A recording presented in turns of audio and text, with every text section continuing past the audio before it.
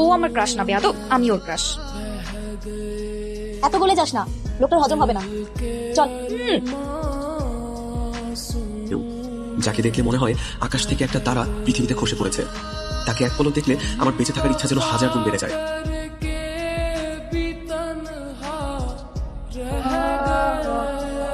আরে কি প্রেম, লজ্জা একদম লাল হয়ে যাচ্ছিস। আচ্ছা দোস্ত, একটা ছেলে আমাকে পছন্দ করে আমার পিছে ঘুরে, কিন্তু এই ছেলেটা সবার থেকে আলাদা। কতদিন ধরে আমার পিছে আঠার মতো লেগে আছে, কিন্তু সামনে এসে বলার সাহসই পাচ্ছে না। কি করা যায়? আমার মনে হয় কোনোদিন সাহসই পাবে না। আমি ওকে ডাকি, কি বলিস?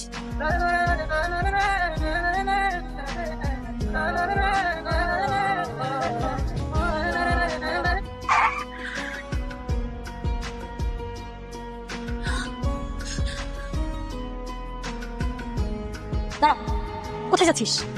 তুই দেখলি না তোর জন্য অ্যাক্সিডেন্ট হলো? ওখানে গেলে আমরা ফেসে যাবো। চল, এখনই আমরা এখান থেকে চলে যাবো।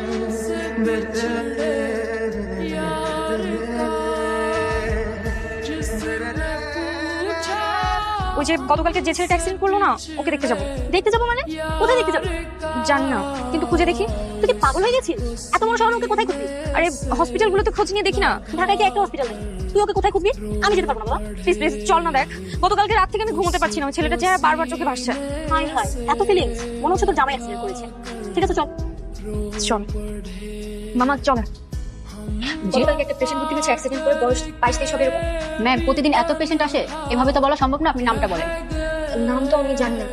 নাম না জানলে কিভাবে বলবো বলেন? ওকে, থ্যাংক ইউ।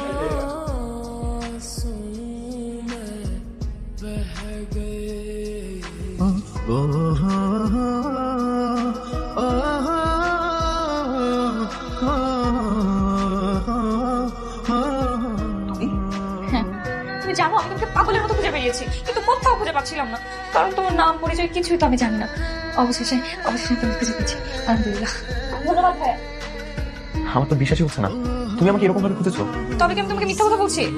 সেটা নয়, কিন্তু তুমি আমাকে কেন খুঁজেছো? কেন জানি না, কিন্তু তোমার অ্যাক্সিডেন্ট হওয়ার পর থেকে আমার মধ্যে যে অস্থিরতা কাজ করছে, আমি 1 মিনিটও নিয়ে বসতে পারি নাই। আমি বুঝতে পারছি যে আমি তোমাকে ভালোবেসে ফেলছি।